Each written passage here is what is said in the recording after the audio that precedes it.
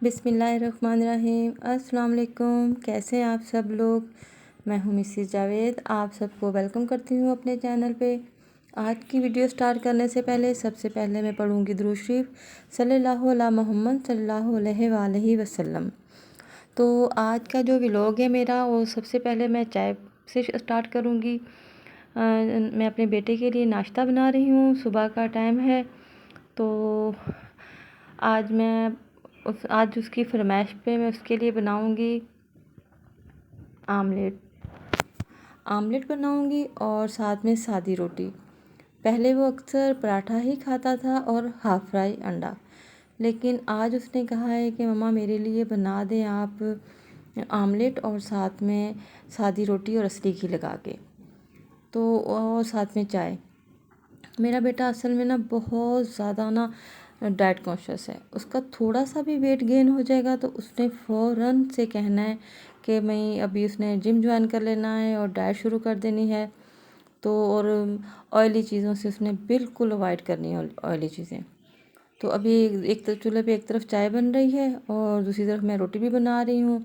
रोटी बनाने के बाद मैं आमलेट बना लूँगी।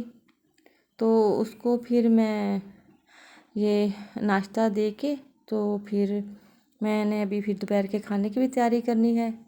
अभी ये रोटी बन गई और इसके ऊपर मैंने असली घी भी इन दोनों के बीच में लगा दिया है और अभी आमलेट बना के तो अभी इसको मैं नाश्ता दूंगी।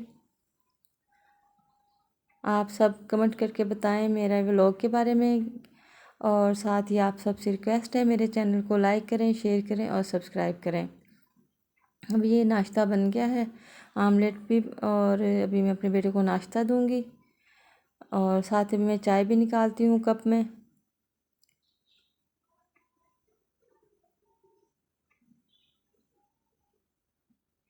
चाय भी बिल्कुल तैयार है, काफ़ी देर से ये पक रही थी। और अभी मैं अपने बेटे को नाश्ता देने के बाद अभी दोपहर के खाने के बारे में भी सोचूं कि क्या बनाना है आज दोपहर को, और आज दोपहर का खाना भी कोई स्पेशल हो जाए। तो अभी इसको मैं नाश्ता ये मैं उसको देने लगी हूँ और साथ ही अभी मैं दोपहर का खाना भी बनाऊँगी। तो उसके लिए आज मैंने सोचा है कि मैं बना लूँ कोफ्ते। तो कोफ्तों के लिए मैंने ये कीमा बाज़ार से मंगाया था और इसको मैंने अच्छी तरीके के साथ चॉपर में 3-4 दफ़ा इसको मैंने चॉपर में काफ़ी सारा इसको मैंने अच्छी तरीके से मैंने फाइन पीस लिया है। बिल्कुल इसको मैंने 3-4-5 दफ़ा मैंने इसको चॉपर में चॉप किया है, जो बिल्कुल मलाई की तरह नरम और मुलायम हो गया। तो अभी मैं इसके अंदर शामिल करूँगी क्रश की हुई प्याज और क्रश की हुई अदरक लहसुन और साथ ही क्रश की हुई हरी मिर्चें, और इसके साथ ही मैं इसमें शामिल कर देती हूँ अभी हरा पुदीना और हरा धनिया। कोफ्तों में मुझे ना बहुत पसंद है ये पुदीने का फ्लेवर। और अभी इसके अंदर मैं ड्राई मसाले भी शामिल कर दूँगी, साथ ही हल्दी भी, और साथ में लाल मिर्चें क्रश की हुई जो होती हैं, और साथ में नमक और सूखा धनिया, और साथ इनको अच्छी तरीके से इनको मैं मिक्स करूँगी।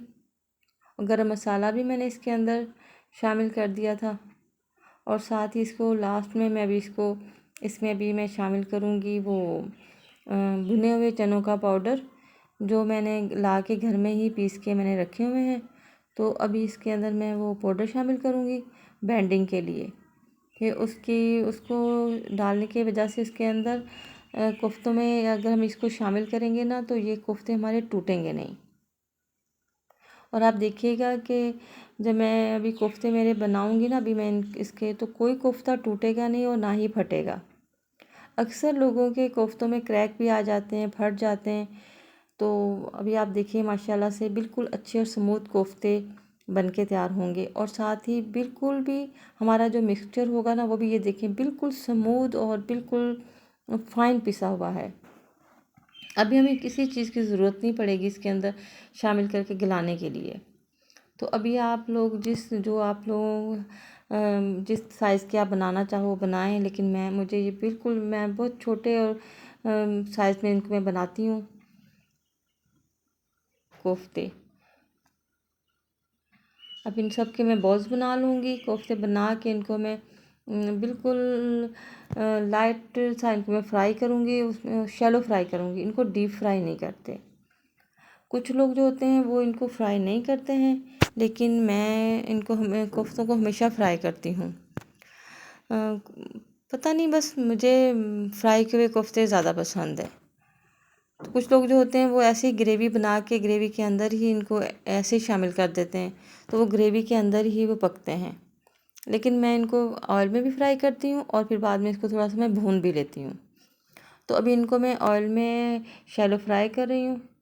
बिल्कुल हल्के हाथ से रखना है और इनको ज़्यादा चम्मच चला के इनको भी फ्राई नहीं करना। इनको बस पहले तो मैं इनको सारे कोफ्ते शामिल करके इसके अंदर तो कढ़ाई को हिला हिला के इनको मैं थोड़ी इनकी साइड चेंज कर दूंगी।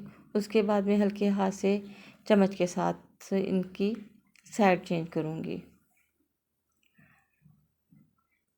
अभी तो मैं जो कोफ्ते बना रही हूँ वो बीफ के हैं, तो इंशाल्लाह जब नेक्स्ट टाइम बनाऊंगी ना वो मैं चिकन के बनाऊंगी।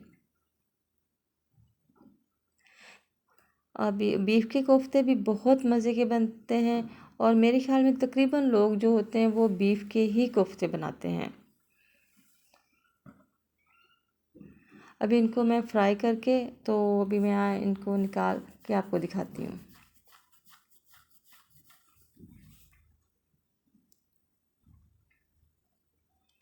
और इसके साथ ही मैं आप सबसे रिक्वेस्ट है मेरे चैनल को लाइक करें, शेयर करें और सब्सक्राइब करें।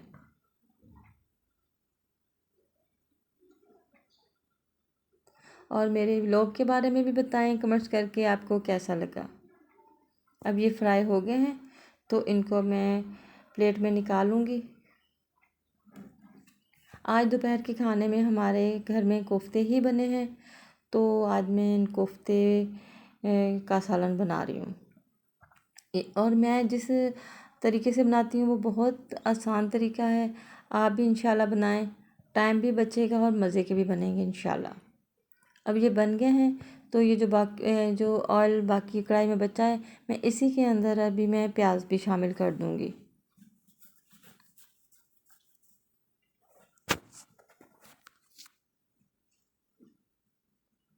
इस तरह फ्राई कर लें कोफ्तों को बस।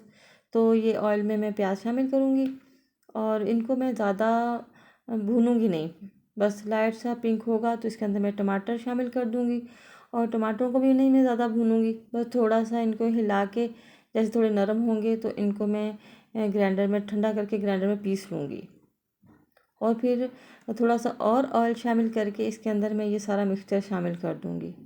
और उसके बाद फिर मैं इसके अंदर ड्राई मसाले शामिल कर दूँगी। और ड्राई मसाले का ये भी हमें ध्यान रखना होगा कि हमने कोफ्तों में भी मसाले शामिल किए हैं, अभी हमने ग्रेवी में भी शामिल करने हैं। तो एक लिमिट में रख के हम दोनों चीज़ों में मसाले शामिल करेंगे कि हमारा बैलेंस बरकरार रहे और मसाले और नमक मिर्चें वगैरह ज़्यादा या कम ना हों। अब इनको थोड़ी देर भूनने के बाद इसको मसाला अच्छी तरीके से इनको मसालों को भून लेना है कि इनका कच्चापन दूर हो जाए। और साथ ही इसको बाद में मैं थोड़ी देर अभी इसको भूनने के बाद मैं इसके अंदर शामिल करूँगी दही। दही भी कोफ्तों में ज़रूरी ही होता है कि बस हर कोई शामिल करते हैं। जब से मेरे ख्याल में कोफ्तों का रवाज बना होगा ना तब से दही शामिल ही करते आए हैं। बाहर कुल्फ़ी वाला भी आया हुआ है दोपहर के टाइम पे, इस टाइम बच्चे भी स्कूल से आ रहे होते हैं ना तो फिर साथ में कुल्फ़ी वाला भी आ जाता है। और मैं भी खाना भी बना रही हूँ, आवाज़ भी आ रही है बाहर से कुल्फ़ी वाले की।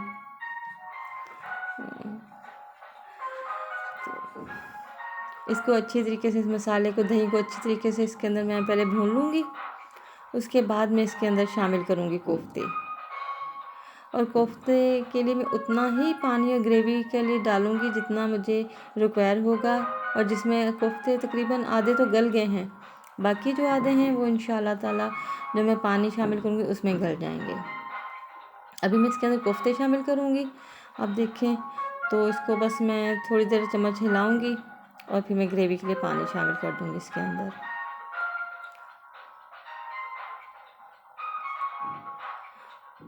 बहुत मज़े की और आसान रेसिपी है ये इस तरीके से बनाने के लिए।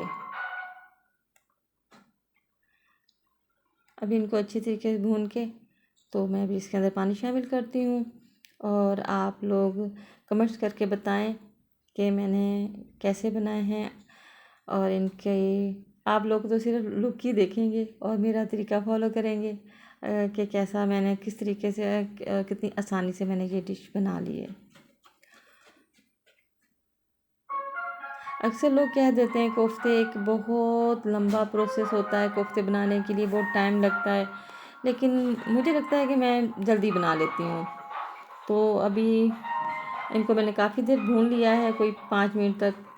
तो अभी मैं इसके अंदर पानी शामिल करूँगी कि ग्रेवी बनाने के लिए। और इसको मैं ढक्कन रख के अच्छी तरीके से पका लूँगी इसको, अच्छी तरीके से जो अंदर तक हमारे कोफ्ते गल जाएं। और साथ ही इसके अंदर मैं हरी मिर्चें और पुदीना भी शामिल कर दूँगी। मुझे हरी मिर्चों का और पुदीने का फ्लेवर बहुत पसंद है, जिस तरह कोई ग्रेवी वाला सालन होता है ना उसमें।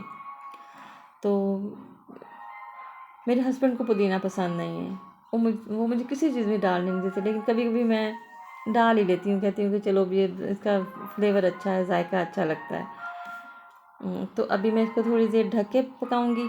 और अभी मैं आपको फिर अभी डिश आउट करके भी दिखाती हूँ इसकी लुक बनने के बाद। माशाल्लाह बहुत अच्छे और मज़े के तैयार हुए थे।